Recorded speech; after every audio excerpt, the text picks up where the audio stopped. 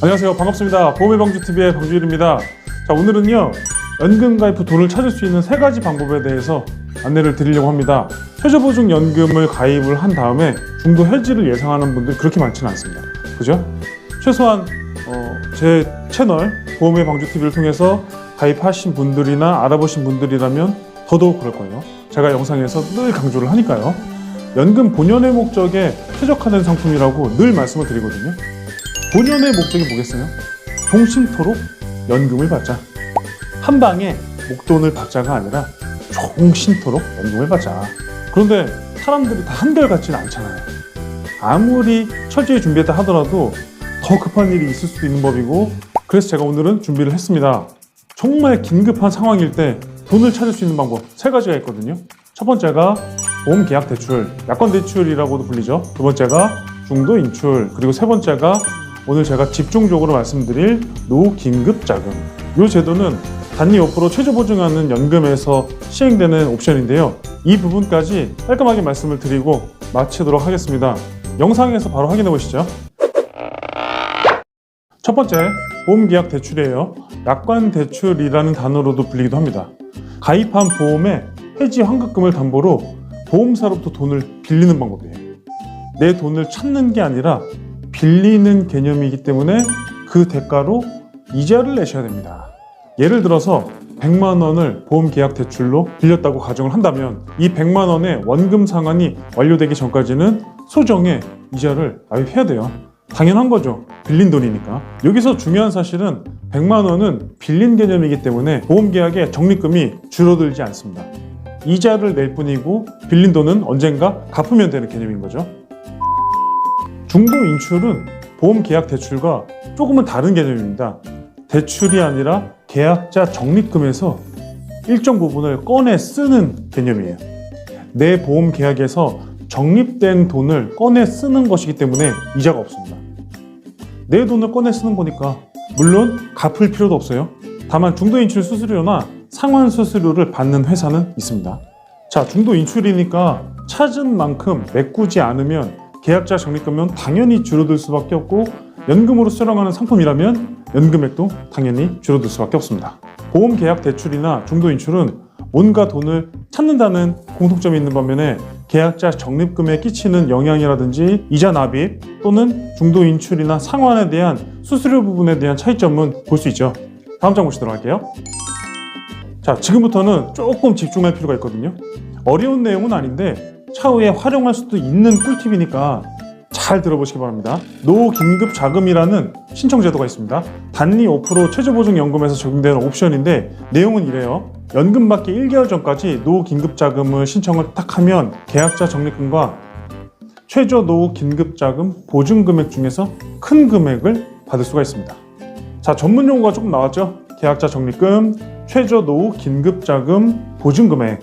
이 두 가지, 계약자 적립금은 펀드 수익률에 따라 달라질 수가 있어요.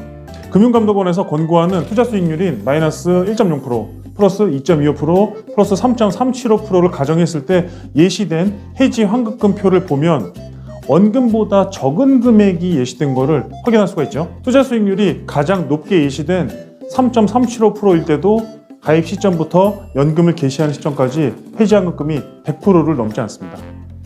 이건 무슨 뜻이겠어요?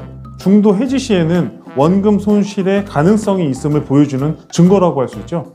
참고로 예시된 연령은 45세 남성이 10년 납 기준으로 65세에 개시하는 상품 제안서를 제가 가정을 해서 보여드리는 겁니다.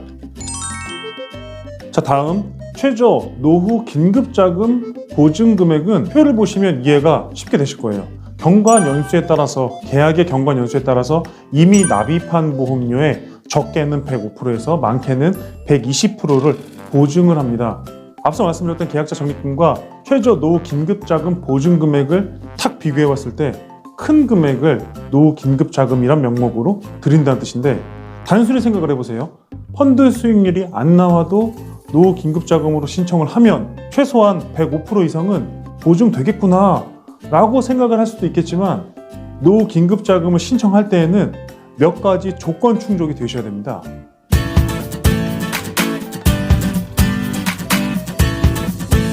자, 첫 번째, 단리 5% 최저보증연금은 납입이 완료된 후에 5년 이상 의무 거치를 해야 되죠. 그리고 두 번째, 45세 이후부터 연금을 개시할 수 있는데 이 노후 긴급자금은 연금 지급 개시일 계약 해당 일에 지급을 한다. 이 두 가지가 무슨 뜻이냐면 제가 이해가 쉽도록 예를 들어 보겠습니다. 만약에 40세 남성이 10년 납으로 보험가입을 했어요. 10년이 납입이 된 이후에 최소한 5년 이상은 의무 거치를 해야 연금으로 개시를 할 수 있다는 뜻이거든요. 그러면 40대 남성은 10년 납입하고 5년이 거치가 되셔야 되기 때문에 최소 55세 이후부터 연금을 개시할 수 있다는 뜻입니다. 그 연금을 개시할 수 있는 그 시점이 바로 노후 긴급자금을 신청할 수 있는 시점입니다. 자, 여기서 질문 한 가지를 좀 해볼까요? 만약에 20대 자녀의 연금을 부모님께서 가입을 해주셨어요. 개시 나이가 60세로 설정을 했습니다. 이럴 경우에 노후 긴급자금을 신청하려고 한다면 60세에 신청을 해야 되느냐? 상당히 멀지 않느냐? 60세까지 기다린 다음에 노후 긴급자금을 신청하기에는 너무 멀잖아요.